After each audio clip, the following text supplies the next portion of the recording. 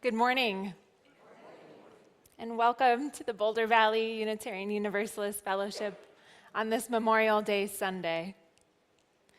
My name is Cheyenne Boone. My pronouns are they, them, and I'll be your service leader this morning. And I'll be happy to meet all of you officially at coffee hour after service, but I also just have a quick story for you by way of introduction.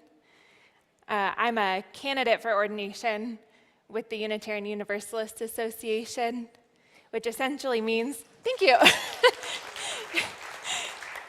It basically just means that I'm sort of getting closer every day to those 3 letters before my name. And about 5 years ago, I decided to begin that process, and as you may know, one of the first things you're required to do is to be interviewed by a minister who is currently in fellowship. And at that time, I was living in Lancaster, Pennsylvania, and my minister was Barbara Kuhlman.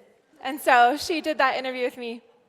And it's always an honor to be asked to preach, but it's especially an honor to be here in this pulpit and to get that invitation from Barbara and from you all. So I'm really happy to be here. I'm joined today by Service Associate Ilya Kowalczyk. He, him. Today's music is provided by Amy Austin and Carmen Sandim. And our tech team this morning is Paula Zimmerman, Charlie Morris, and Deborah Mensch. So we thank all of them as well, yes. And with that, I'll invite you to try to get any bit more comfortable in your body, in your seat, to open your heart and your mind just a little bit further as you hear these words that begin our service today. You are here. Whether you came in through the front door or a Zoom waiting room, or you're watching a recording on a Tuesday afternoon because that's the first time you could get to it, you're here. Whether you showed up 5 minutes late or 10 minutes early, you are here. Whether you looked forward to this day, or whether you could barely make it out of bed this morning, or whether you're still in bed, you are here. Whether you arrived alone or in the company of the people you hold most dear, or whether you have made it but someone else is missing, you are here. Whether you are here for the music or the sermon or a place to sit a little while with nothing else to do, you are here. Whether or not you have something else to do, you are here. Whether you have arrived with faith or with doubt, whether you have arrived with sorrow or with joy, whether you have arrived with hurts that you carry or you have arrived with hurts that you've caused, you are here. Whether you are holding tightly to something certain, or whether you are unsure about the next year or the next month or the next 5 minutes, you are here, and you are welcome.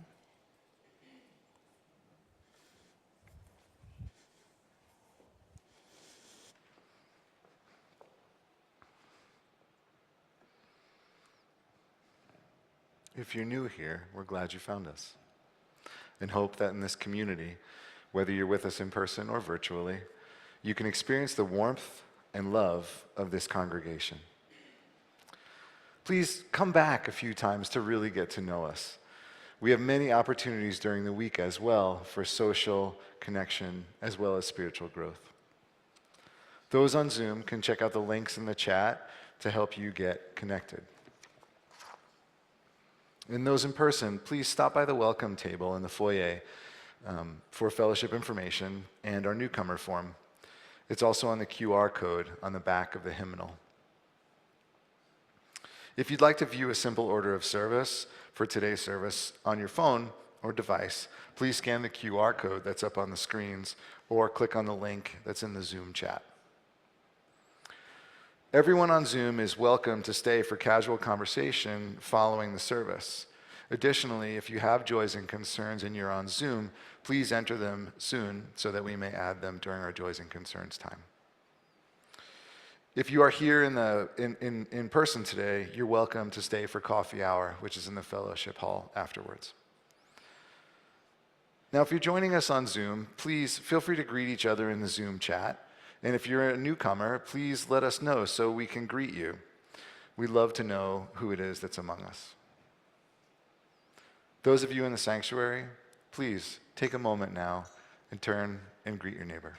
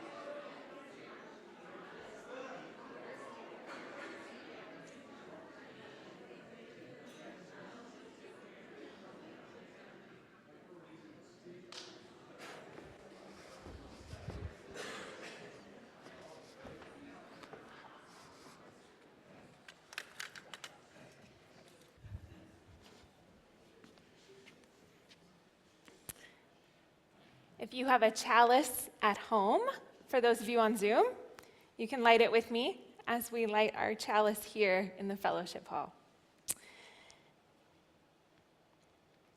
Those on Zoom can also add in the chat that you're lighting the chalice and let us know where you're from. Those of you here, please say these words with me as Ilya lights our chalice. We light this chalice for the warmth of love, the light of truth, and the energy of action. We got it? And now I'll sing our bowl again and invite you to draw deeper into this present moment amongst our beloved community.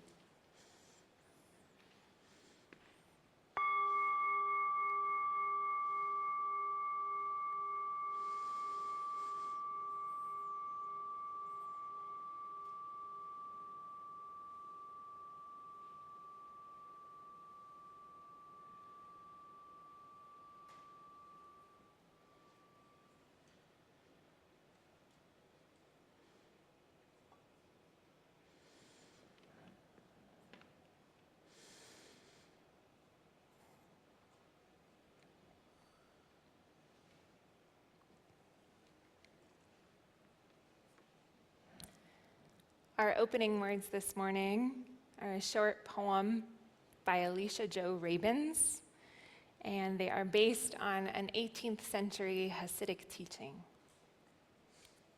The poem is called How to Assess Your Net Worth. Take 2 small pieces of paper. On one, write, "The world was created for me."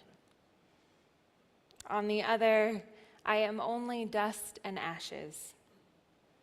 Put one in each pocket. Never leave home without them. That's your, yeah, there you go.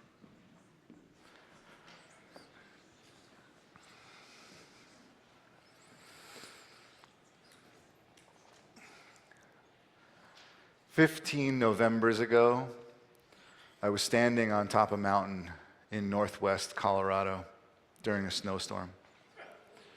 I was alone and I was crying. I had just killed my first elk and I was experiencing a complex bundle of emotions. Regret and relief, sadness and joy. It took me a while to work through all of these feelings and actually touch her. As I felt the rough texture of her hair, I resolved to honor her life by feeding my family.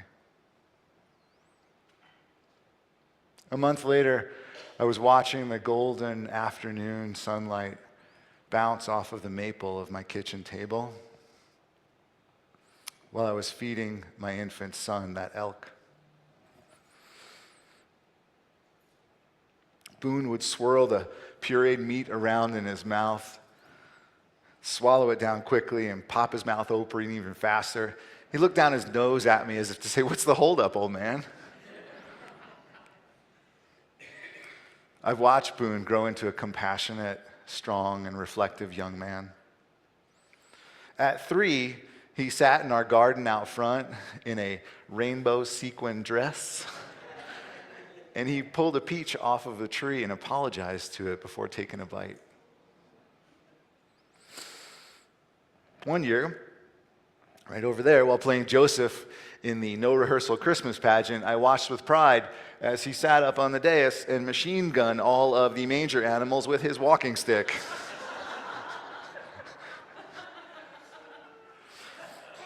In 2nd grade, he called me from school to tell me that he got in trouble on the playground because, and I quote, "we all said butthole."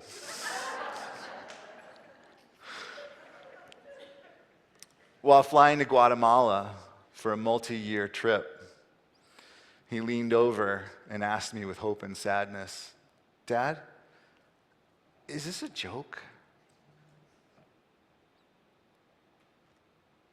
At 15, I watched him with pride as he walked all 500 miles of the Camino de Santiago across northern Spain.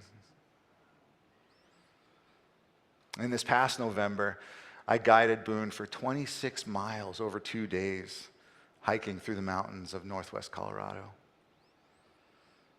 His adolescent emotions rising and falling like the ridge lines. At sunset, above a lake, he harvested a deer of his own.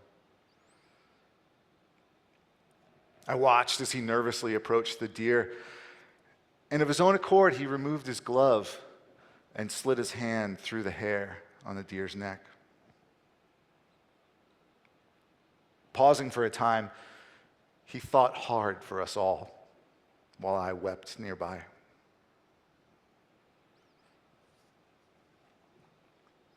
There's a moment when cleaning an animal that a specific smell emerges. It's not what you might think. It's sour and pungent. It's so unique. I think of it as the smell of death.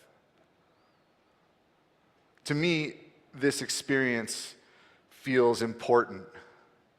It's part of the emotional and physical toll of harvesting an animal, the responsibility, if you would.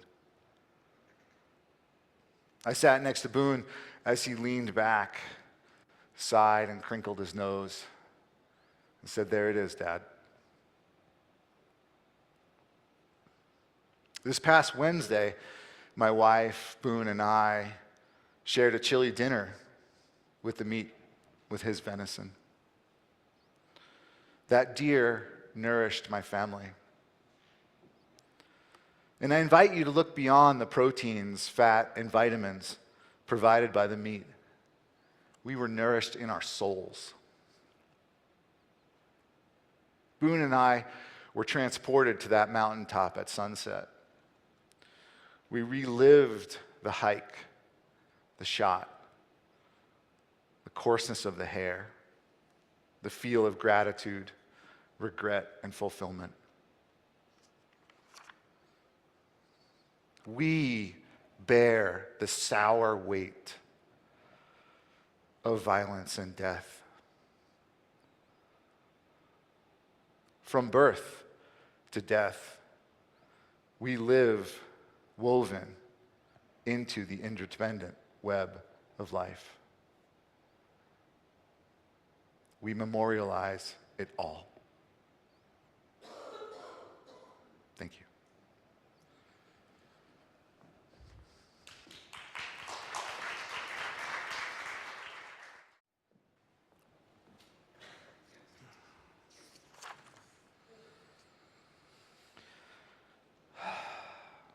Each week, we remind ourselves of the abundance of our lives in this community by giving half our plate away to those organizations that share our values. Today, the half plate is for Together Colorado, a nonpartisan, multiracial, and multi-faith organization centered on human dignity in Colorado. Inspired by faith, Together Colorado strives for a better future where everyone thrives. In Boulder County, they focus on raising the minimum wage, affordable housing, and mental health services. Your generosity is deeply appreciated. You can text your donation to the number on the screen, or if you are at the fellowship today, by placing a donation in the offering plate as it passes. Please give generously, as you so often do.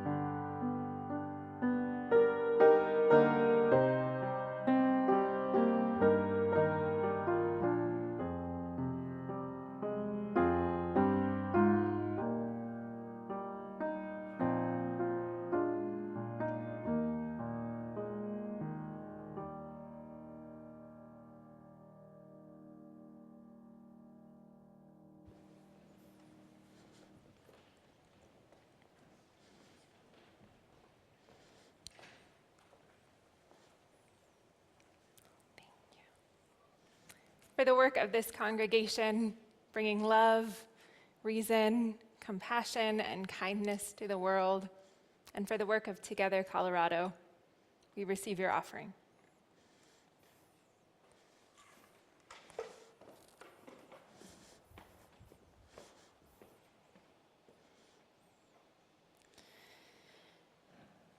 In my life outside of Sunday morning, I work as a hospital chaplain, which is something I've done for a couple of years now.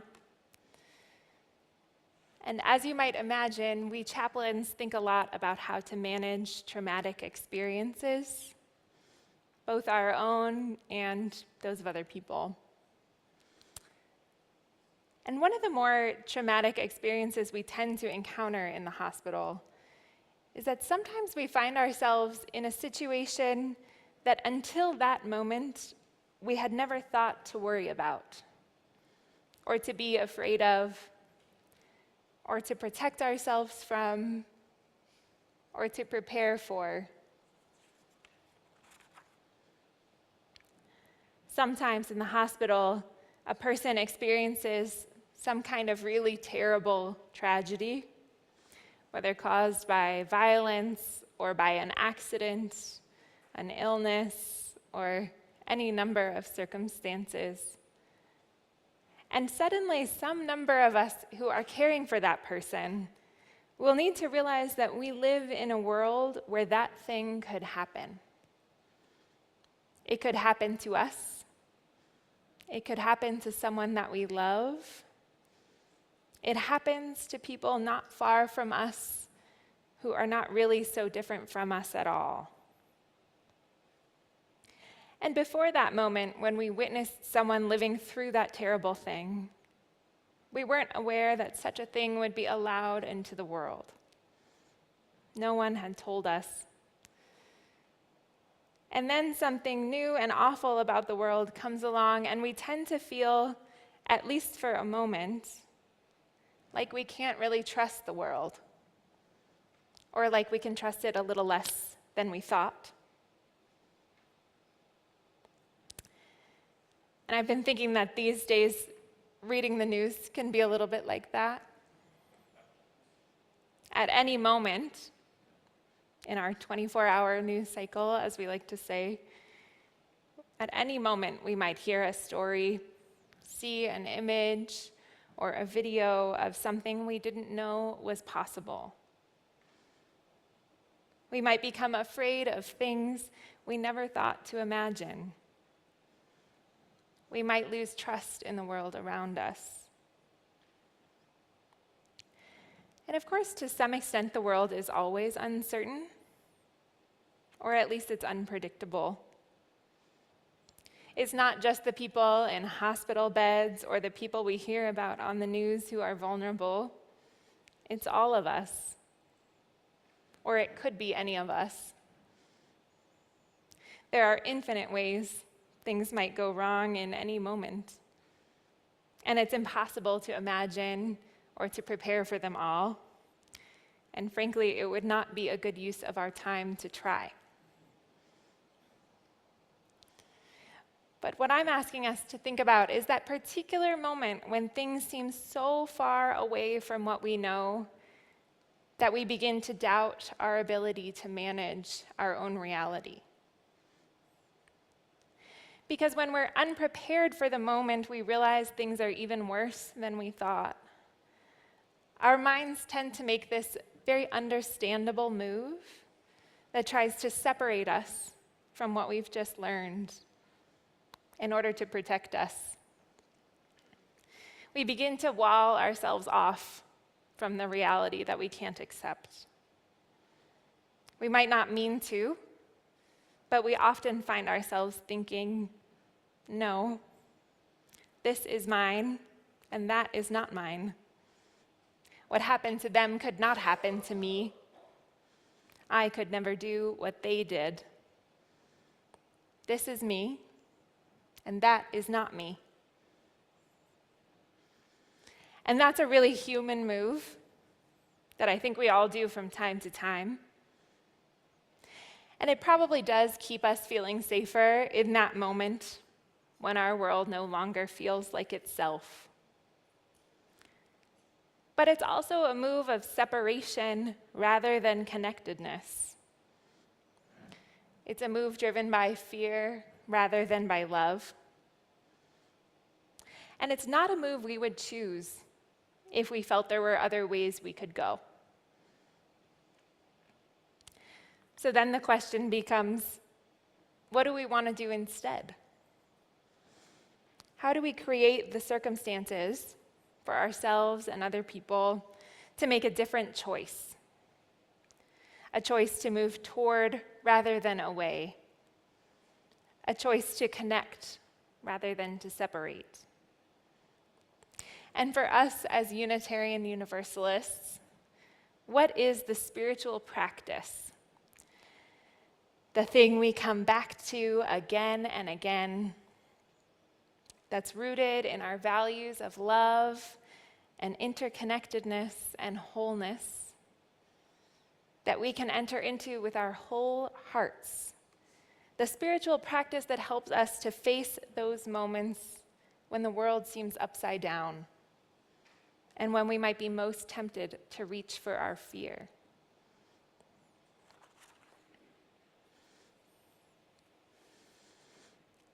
There's a story I love that never leaves me for too long. And it comes from an interview published in The Sun magazine in 2019 with the late writer Barry Lopez, who died shortly after it was published. And my favorite moment in this interview, the interviewer doesn't really ask him a question, so it's sort of hard to set this up, but the interviewer just sort of quotes him back to himself, and he says, This is a quote. He says, "You nurture the belief that this is not all that we are." And Barry Lopez responds as though this were a question, and he says, "Yeah, myself," this is a quote again, "myself, I've got to get to a place where I can accept what Stalin did to people in the Siberian gulags. The scale of it. This too is us. This is what we do." And I will tell you, I find that language so helpful. In these moments where I just don't know what to do with the information that I'm receiving, whether from the news or a hospital room or someone I pass on the street who seems to be suffering. When I don't know how to make sense of what's happening or how to fit it into my scheme of the world, I reach for that language of "this is what we do." And the power of that phrase is not that it gives us a way out of responsibility for the situation, but that it gives us a framework in which to understand the things that already are, that are not in our control. So that when we respond, we're less likely to move from that place of struggling against what's going on, or moving away from it, or separating ourselves.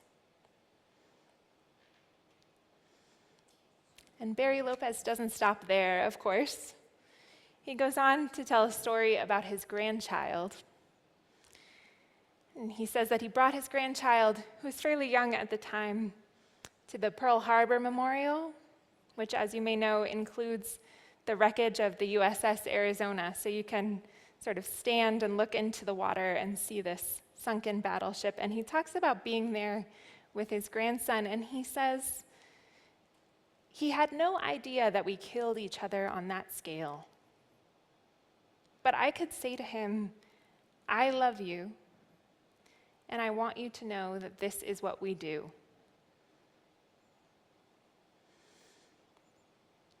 And so he offers his grandson something that perhaps is different from what you or I would normally think of as the loving move, especially for a child. So often we try to shield children from realities that might challenge their sense of safety. But instead of saying, "Knowing the truth about this will make you feel unsafe, so I'm going to keep it from you," Barry Lopez makes the opposite move. He draws on that capacity for acceptance that he's built in himself in order to support his grandchild in doing that same work. Instead, he says, "I will create these conditions of safety around you.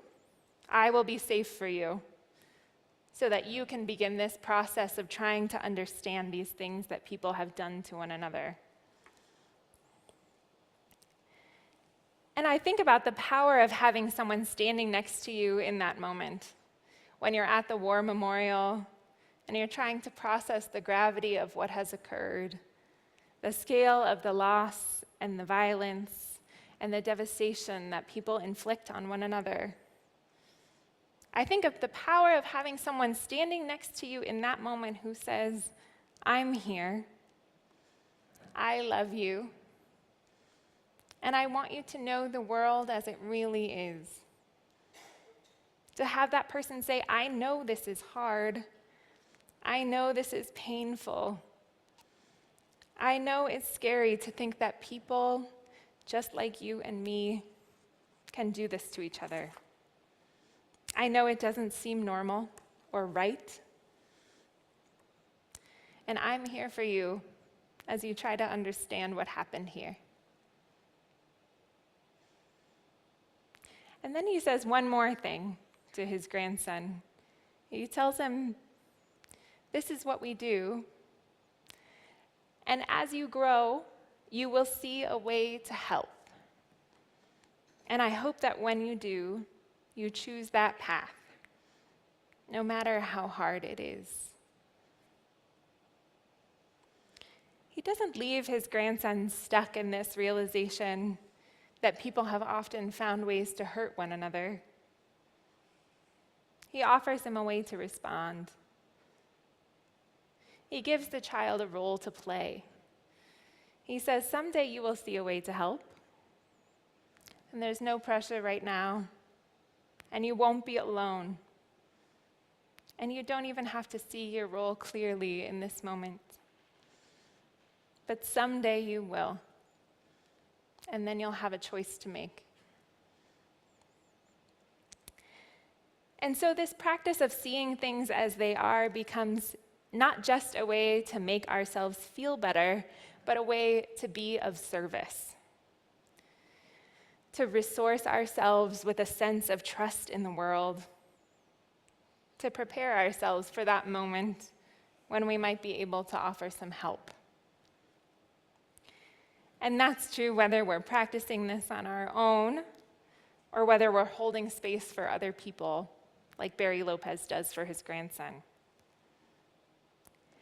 Because if we're closed off to that situation, if we're stuck trying to protect ourselves from what's happening, the opportunity to help isn't really available.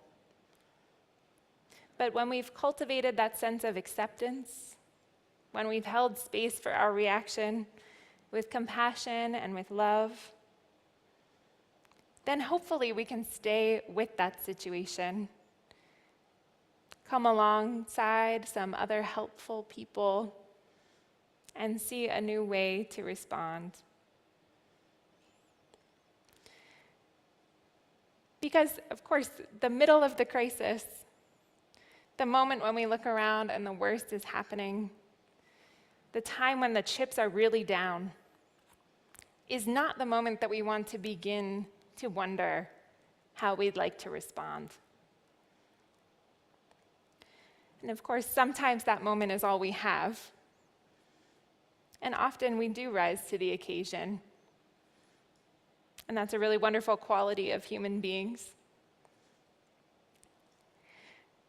But we're likely better served by giving some consideration to our choices before we need them. Which is why I wanted to bring us this Barry Lopez story on this Memorial Day weekend. Because I've been thinking about how we, as Unitarian Universalists, might access this holiday in a meaningful way, particularly when our culture seems to offer us two not-so-great options. The first of which is to basically set aside any meaning of the day, to see it as the unofficial start of summer, the great day for the annual barbecue, although we got some gloomy weather today, or maybe just a great day for bargain hunting. I've just seen so many ads recently. And there's nothing wrong with any of those things necessarily, but maybe they don't really represent our values. And then the other thing that we're offered is this narrative that includes words like courage and sacrifice and honor and patriotism, which again aren't necessarily wrong, but they don't really say anything about grief or loss or pain or even just the reality of war. But the memorial, at its best, whether marked in time, like this Memorial Day holiday, or in space, like the Pearl Harbor Memorial in Barry Lopez's story, the memorial at its best is this place we have set aside to try to understand what we have done, what we continue to do. And so on this Memorial Day weekend, whether you hold in your heart the memory of someone lost to war long ago, or the people being lost to war here in our own time, tomorrow offers itself to you as a moment to try to understand, and if not to understand, then at least to begin to accept who we are and what we do. And if not tomorrow, then any time or place you wish to keep as your own memorial. And if you choose to take up that task, I hope you'll call upon all the love of the people who have come before you and behind you and beside you in doing that work. I hope you'll remind yourself that this is not all that we are.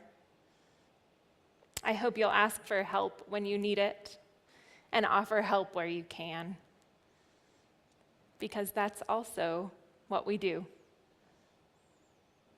May it be so. We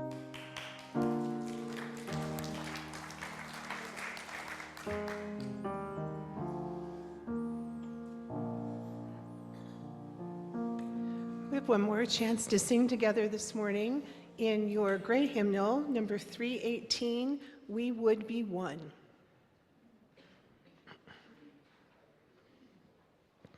You can rise in body or spirit.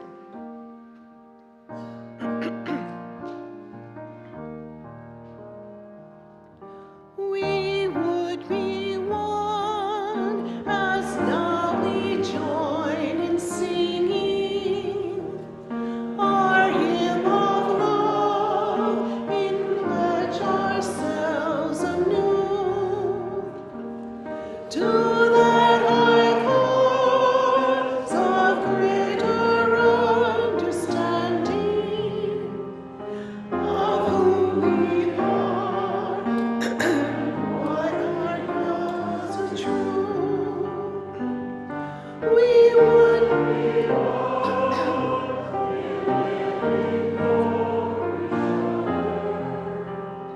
to show to all a new community.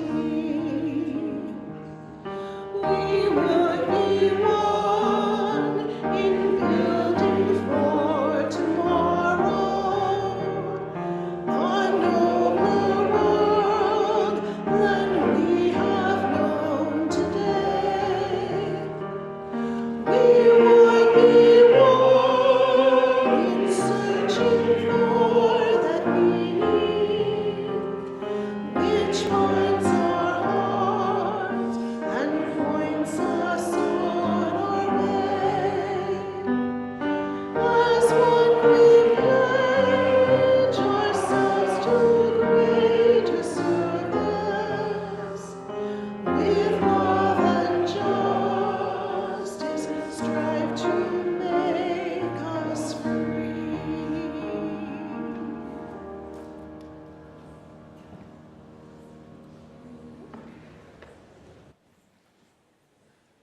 Please remain standing. Pardon me. And join in our chalice extinguishing words this morning. We extinguish this chalice, but not the warmth of love, the light of truth, nor the energy of action. These we carry in our hearts until we meet again. And now, if you'll join hands or give yourself an embrace. Thank you. I have cold hands, I'm sorry. And now, friends, as we go back out into this day, back out into this world that we love, into this world that loves us, may we be peacemakers. May we be at peace. And may we bless and keep one another until we meet again. May it be so. And may the church say, Amen. Thank you.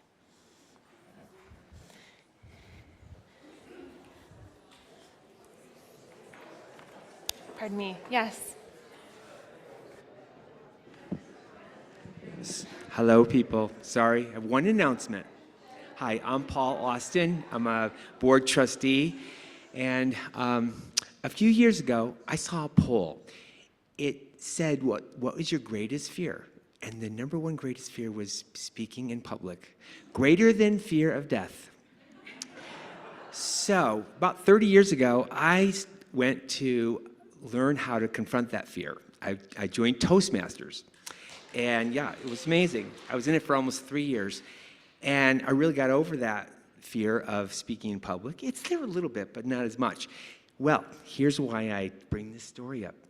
You have an opportunity to join an amazing group of people, the service associates that help to lead this congregation almost every week. And it's a great way not only to challenge your fear of public speaking, but to really share deep and meaningful stories like Ilya did today. I was amazed at that wonderful tale. And so if you have any questions, talk to Ilya Kowalczyk or Scott Yeomans. They're the service associate co-leaders. Thank you. Go enjoy Carmen's last offering. Thank you.